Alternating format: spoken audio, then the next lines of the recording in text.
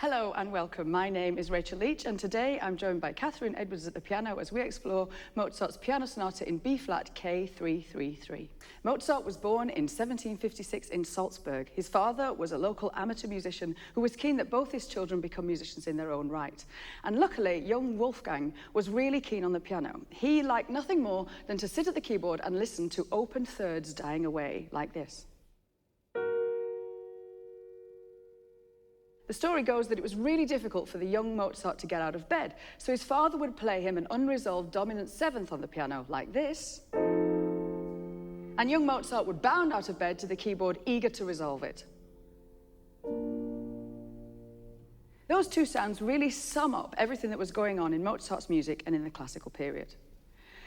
Mozart wrote his first pieces at the age of 6, and by 11 he was famous all over Europe for performing his pieces and improvising piano sonatas in front of the great and the good. By the age of 17 he had his first job in Salzburg, but Salzburg limited his musical ambition because it had no opera house and the musicians he was mixing with were not of the caliber that the young Mozart wanted. He spent his time poring over the scores of his two idols, Johann Christian Bach, who is the son of the more famous Bach, and Haydn. In 1781, Mozart finally found a position within the thriving musical world of Vienna. He set up home there, he got married, and he started to live a celebrity lifestyle with his wife. Because of this, and to try and get enough money to create this lifestyle that she wanted, he spent every minute that God sent writing music. And he died burnt out and exhausted at just the age of 35. So, Mozart really was the central figure of the classical period, sandwiched between the father of the classical style, Haydn, and the young revolutionary Beethoven. And as such, his pieces have all the traits of classical music. It's made up of perfect musical structures, light, transparent textures, melodic dominance, and an adherence to the rules of harmony. All things you're going to hear in today's piano sonata. Being such a great pianist and a fantastic composer, you'd think that Mozart would have written more music for solo piano than he did.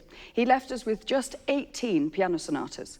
One of the reasons for this is that he preferred to improvise them on the spot. He only wrote them down when he needed money and he needed to sell them. A piano sonata from this period is simply a piece for solo piano in 3 movements, and this one is just that. The first movement is in sonata form. The second movement is much more emotionally complex and is rather like an operatic love duet. The third movement is a flashy rondo, allowing Mozart to show off all of his skill. We think he wrote this piece in Linz during a journey back from Salzburg towards Vienna. He stopped off in the small town of Linz and he was asked to write a symphony.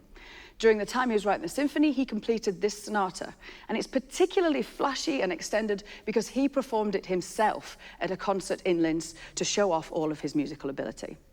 Therefore, it is one of his greatest and most complex piano sonatas. We're going to explore just the first movement, which is in perfect sonata form. Now, sonata form is the most important structure of the classical period. It features 3 sections. The exposition section, where the composer exposes his ideas. The first idea, being called the first subject, is in the tonic key. The second idea, the second subject, is in a related key, normally the dominant. There's then a development section where the composer develops the ideas that he's exposed in the exposition. Usually during this section, things get a little bit more exciting and go into far more complex keys. In the third section, called the Recapitulation, the composer recaps the ideas that we heard right back at the beginning, but now they're both in the tonic key. So let's start at the very beginning and hear the exposition, which is bars 1 to 63.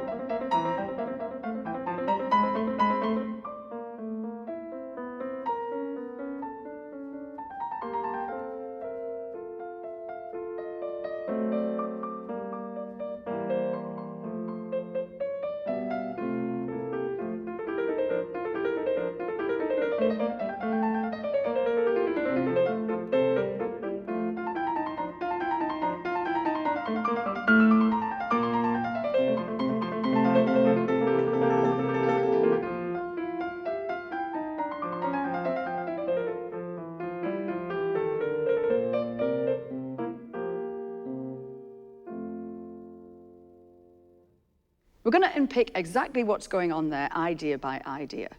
The first subject theme is just the first 10 bars. Mozart uses these 10 bars to establish the key and to show us some of the melodic and rhythmic ideas he's going to develop later. Now, when you look at the music on the screen, you'll see that we've taken out the dynamics and the articulation. That's not because they're not important, it's just to make things a lot clearer to see. Let's listen to those 10 bars again.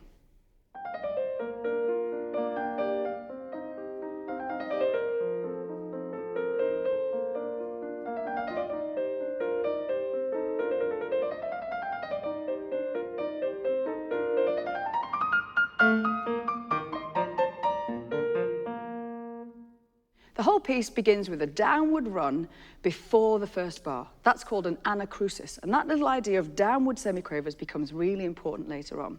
Then when we hit the first beat of the first bar, you'll see that there's a C going down to a B flat. The C is outside of the chord that we want to be on. We want to be on B flat major. There's no C in a B flat major chord. That's called an appoggiatura, or a harmonic lean. These come throughout the piece. Sometimes they're appoggiaturas, like that. Sometimes they're suspensions, which means the note has been prepared or heard earlier. And sometimes they're accented passing notes, which means things are just going a little bit faster. Now, often you see appoggiaturas written like this. Whichever way they're written, they sound the same and they have the same harmonic function. Sometimes in this piece, Mozart writes them with a little semiquaver, which makes them just a little bit quicker. They're a very important feature of the classical period because they allow for a bit of tension and then release, which is what classical music is all about. Let's go back and look at the chords of the first 10 bars. And you can see all the chords you'd expect in B flat major, all the primary chords, chord 1, 2, 6, and 5. If we put the melody in again and we highlight all of the notes that don't fit with the chords underneath, you'll see just how many harmonic leans there are in the first 10 bars. Let's hear Catherine play that again, much slower so that we can hear what's going on.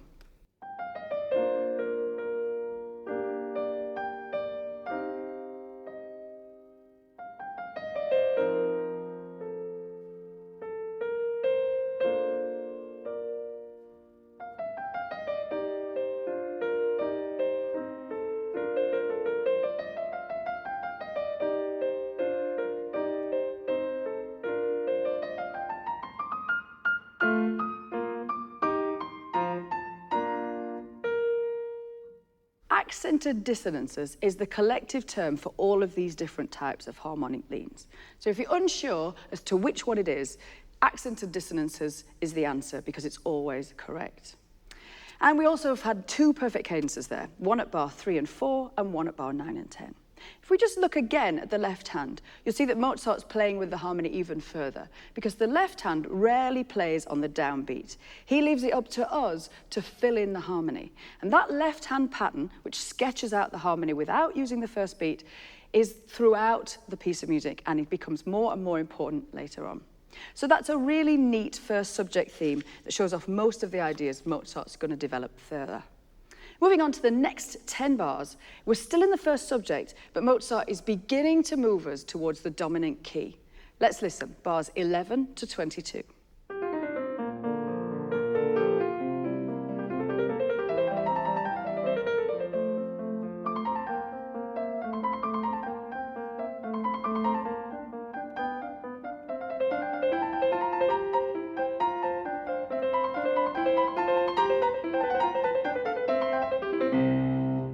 So if we look at those bars, that semiquaver run is throughout. It's right there at the beginning, then it's there in bars 13, 14, 15, and 16. you'll notice that the E flats have become E naturals. We've highlighted them in red. That means that we're moving through keys. We're going to C, which is chord 5 of the chord we want to be in, which is F major. And if you look towards the end of the example, you'll see some B naturals where the B flats were. That means that we're passing through G. G is chord 5 of C, which is chord 5 of F, which is the chord that we're getting to. So we're not going to these harmonic places, we're passing through them so that when we get to F, it's really fully established. Let's just look at that chord progression in a bit of detail. We've got G major, which is chord 5 of C major, which is chord 5 of F major, which is the dominant key that we're going to. If we just look at the next few bars, bars 18 to 22, you'll see E naturals are everywhere. And at the end of this example, a downward C major arpeggio. That means we've done an imperfect cadence ending on C, which means we have to follow in F. That's where we want to be for the second subject. So let's hear the beginning of the second subject, which is bars 23 to 30.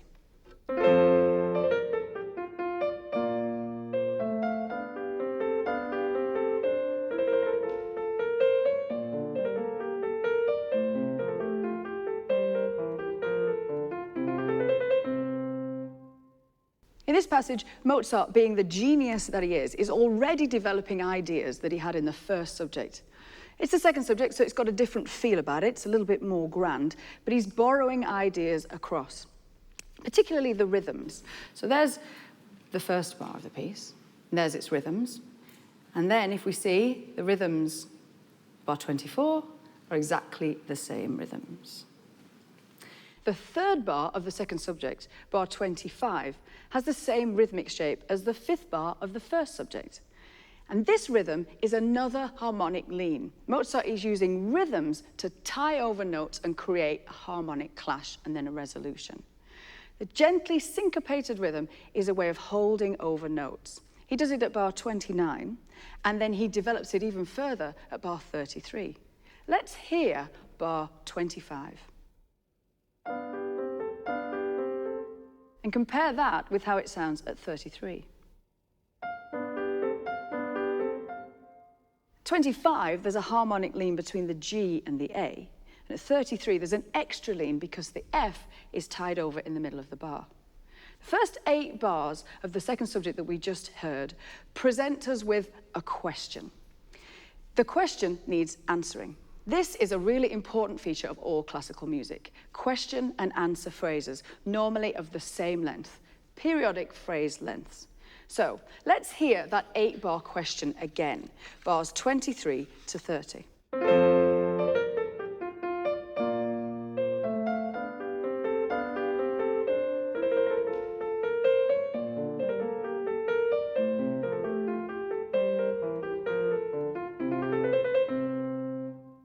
That ends with an imperfect cadence in C major, and as we know from earlier, we need to start again in F major, and that starts as an 8-bar answer, which you can see on the screen. It starts in the same place, but then it develops rhythmically at bar 33 and harmonically and melodically at bar 35. Let's hear that answer, which is bars 31 to 38.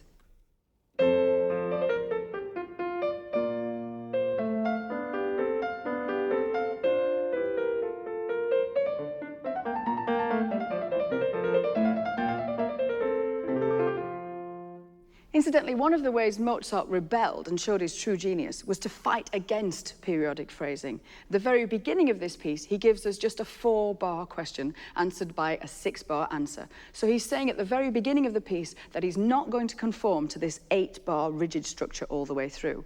But he does do it here.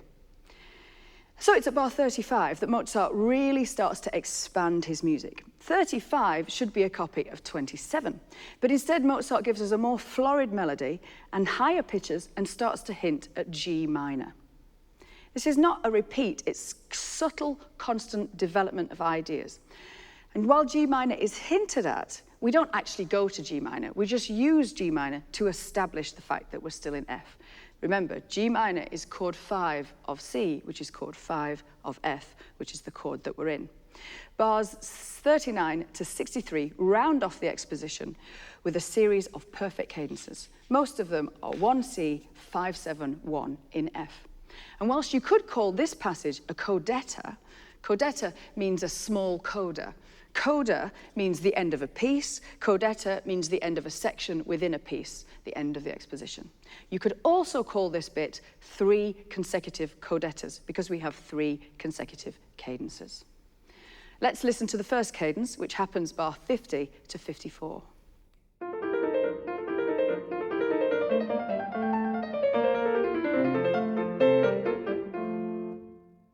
There's a cadence immediately after that, which is bars 54 to 59. It's almost the same, but it's extended with the right hand shooting up to the top of the piano.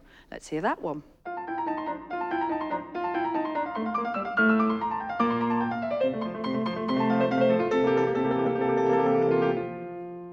And the final proper close is bar 59 to 63.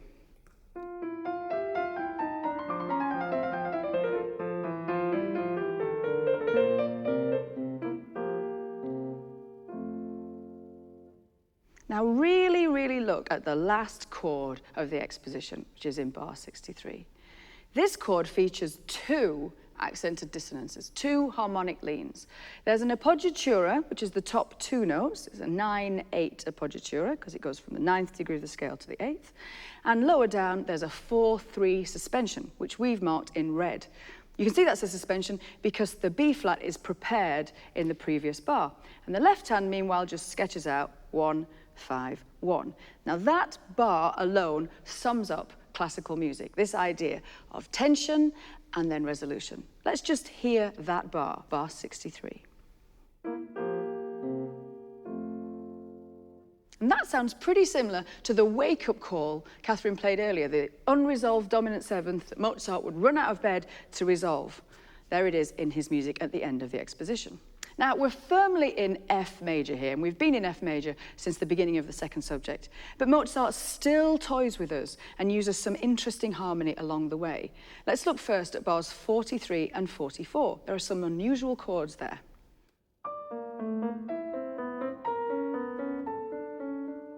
And if I ask Catherine to play on to bar 50, we start to go through a cycle of fifths.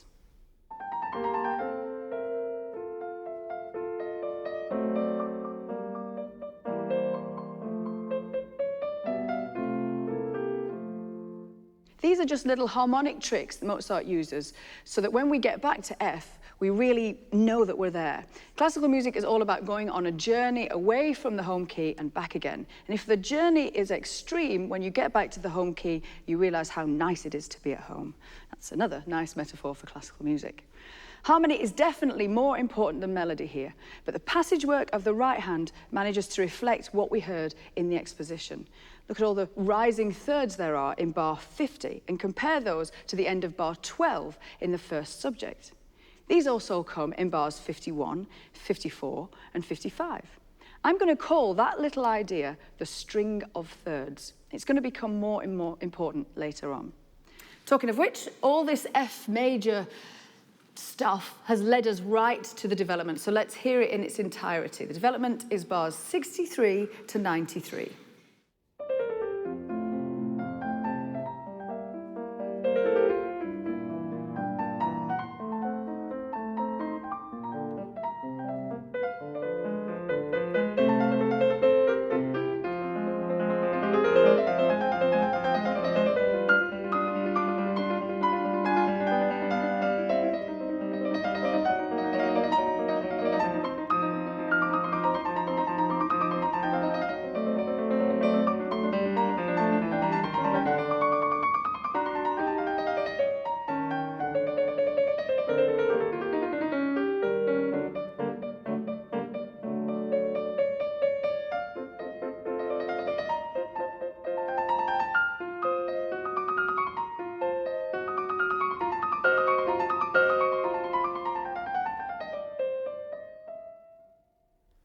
Mozart would have hated the fact that we've ended it there, all up in the air. The development section, as you'd expect, develops many of the ideas that we heard in the exposition. Mozart actually uses most of the ideas from the first subject. He saves the ideas of the second subject for a clever little section later on. To really unpick the development section, we need to unpick the first bar of the whole piece. So let's take a look at that in detail. The first bar is made up of 3 smaller ideas. First of all, there's that anacrusis semiquaver run. We've already heard that developed up until now at various other places. Then there's the harmonic lean on the first beat. Remember there, the posh word for it is an appoggiatura. And then there's an interesting idea that I'm going to call the hoop. The hoop is the last 3 quavers of the bar.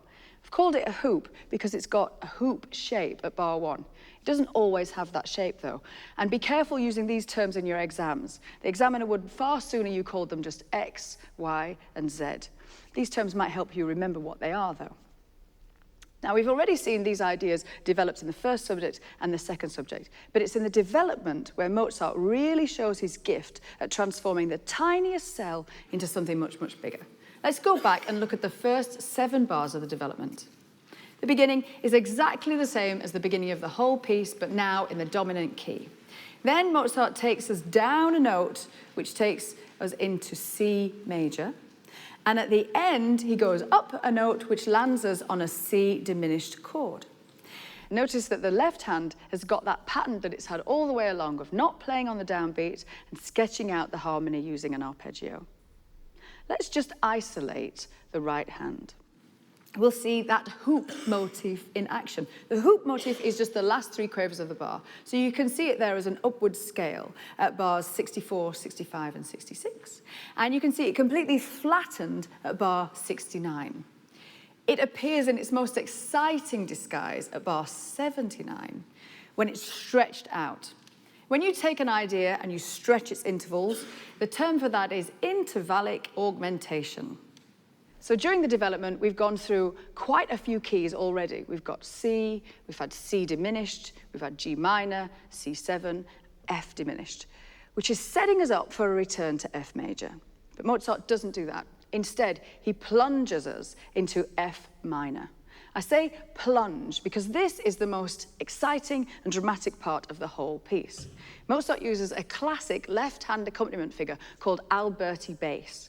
Alberti bass is fun to play, it's rhythmic, it's often quick, and it means that you can slip through a variety of different tonal areas. Let's hear it first, bars 71 to 81.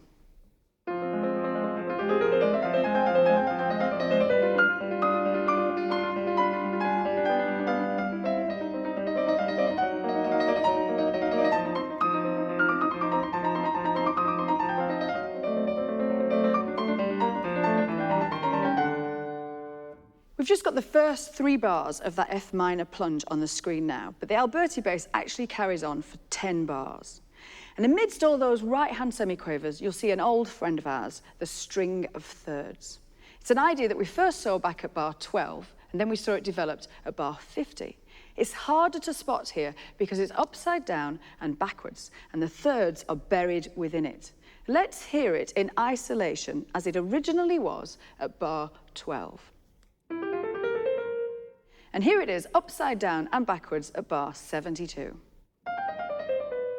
This idea is further developed at bar 81 and 83. And if you look back over the second subject, you can see its first appearance upside down actually came back at bar 30 in the left hand. In fact, Mozart has been using the string of thirds all over the place as a clever little link. Back to that F minor plunge at bar 71. In this passage, there are a lot of semi-quaver runs, which allow the player to really show off. But the biggest show-off moment comes at bar 73. This was certainly the biggest show-off you could do on the piano that Mozart had back in 1783, because the pianist goes up to the top note of the piano. There were no notes higher than that in 1783. And to do that, it's a gap of a 12th, which is an octave and a half. The fall down from that is particularly dramatic because it's syncopated. So the notes come on the weaker beats of the bar. So we've arrived at the end of this F minor plunge in D major, which is the relative major chord of F minor. And we've got there by use of the Neapolitan 6th chord. The Neapolitan 6th chord is a really important chord to Mozart and to Beethoven. It's a really interesting way of slipping between keys. So let's just talk a bit about what it is. Neapolitan sixth chord occurs on the flattened second degree of the scale that you're going to. So we're going to D major. So Neapolitan sixth has to happen on the second degree, which is E, but flattened, which is E flat. And the sixth comes from the interval between E flat and C sharp. And then it resolves outwards, the C sharp going up to D and the E flat going down to D. It's a really useful chord, and Beethoven and Mozart loved it because it sounds initially really alien to what's going on, but then it resolves really sweetly and really simply. Let's hear what it sounds like in isolation.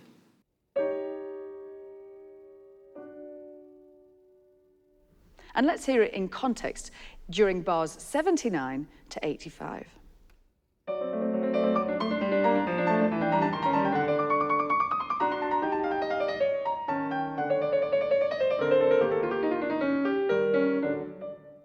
And the reason I'm pointing this out is because it's just a really unique way of moving between keys, and it creates a really interesting sound, really alien sound, but it resolves really, really neatly. Mozart loved it so much that in that passage he uses it 3 times in 5 bars to take us to D major. When we get to D major, Mozart quickly alternates between D major and G minor to really press home the point. Let's hear bars 64 to 86.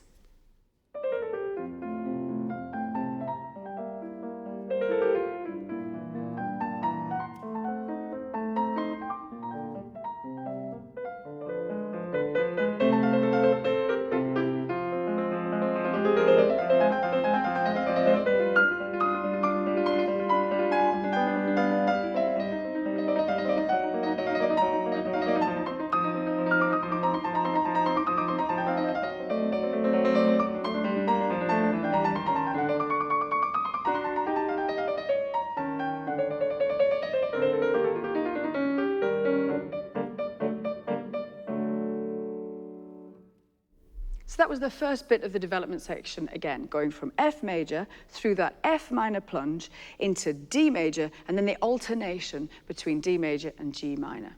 Did you notice a lot of our favorite motives were in there, particularly that lean idea? It's really easy and obvious to spot the lean at bar 75. It's even made chromatic by the insertion of the E natural. But then it's cleverly disguised at bar 77. In fact, it's not really a lean at all there because all of the notes of it fit the chord beneath, but it is the same rhythmic idea. So after all that development, we've reached D major, and because of the G minor, you might think we're about to go into a passage in G minor.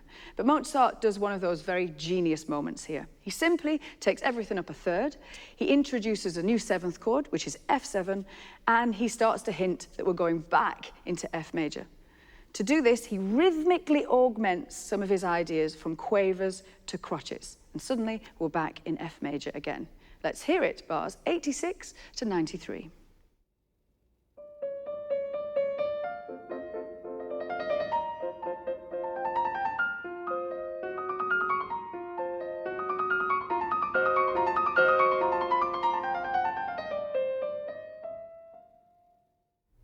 Leaving things again up unresolved. Mozart would absolutely hate us.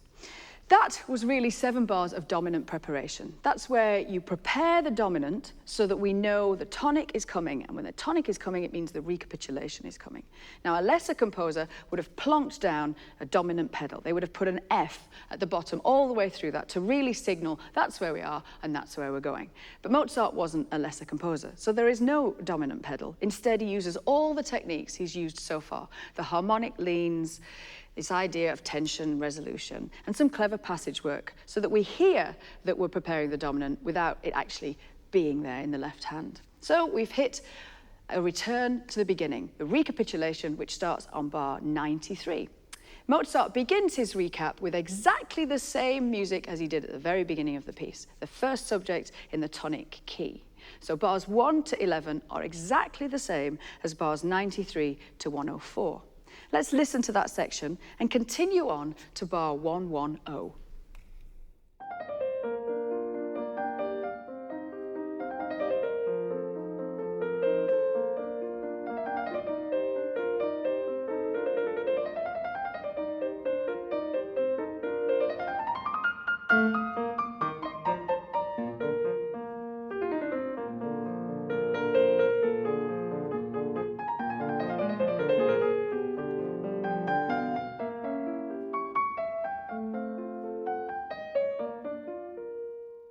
So, why the change?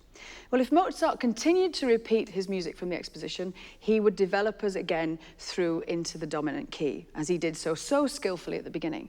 The last place we want to be in the Recapitulation is the dominant key. So Mozart has to change his music so that the second subject repeats in the tonic key.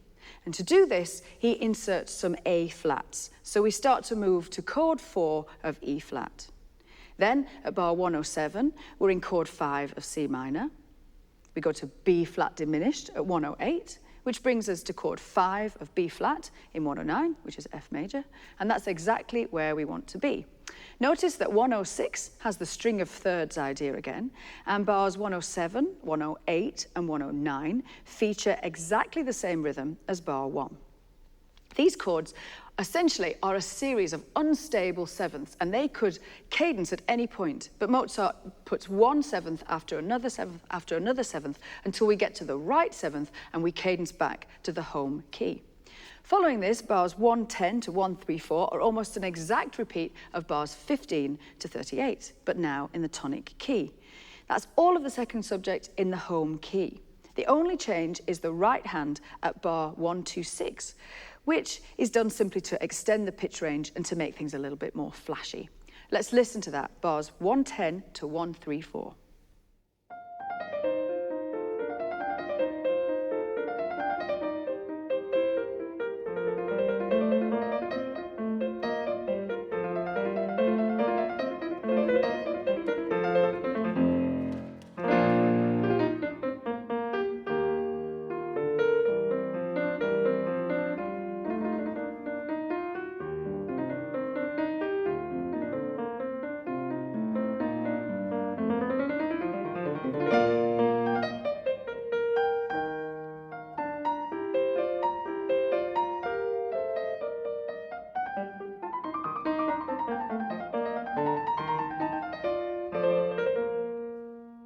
And now we've come to the coda proper, which is bars 135 to the end. Now, I think this is the most exciting bit of the whole piece. Let's hear it first.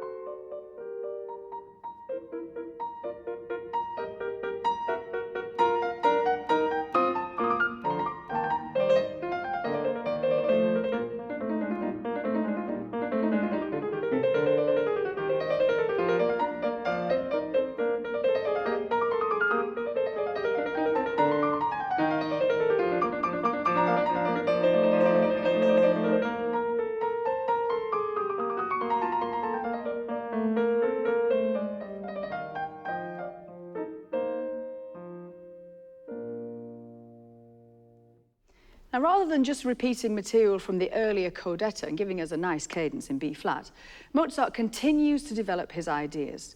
We start with a repeat of the material. So bars 135 to 142 are exactly the same as bars 39 to 46, but now in the tonic key. There are some octaves added to the right hand to make things a bit more impressive. But it's at bar 143 that Mozart develops things so much that we almost have a mini second development section. He starts things off with a cycle of fifths, just like we had before, but this time more extended. Cleverly, the bass note of each seventh chord isn't in the left hand. It's hidden within the melody, which itself is a development of the hoop idea over and over and over again. But to make it even more clever, he's borrowing an idea from the second subject. He's borrowing the interval structure. So if we go all the way back to bar 25, which is from the second subject, and look at those intervals, they go down a seventh and up a sixth. And that's exactly what he does in this cycle of fifths at bar 144. Let's take a look. Down a seventh and up a sixth. But then Mozart uses intervallic diminution, which is a squashing or narrowing of the intervals.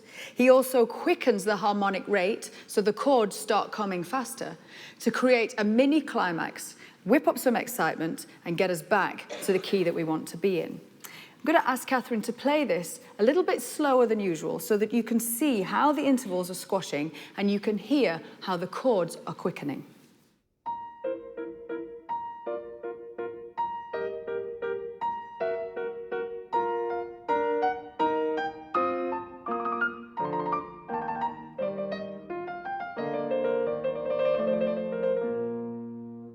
This mini-second development section within the coda is a way of exploiting some of the ideas Mozart didn't get around to using in the first development section. They're all ideas from the second subject. The coda proper at 152 gives us 3 classic perfect cadences. They're all 1C, 5, 7, 1. Let's hear that ending.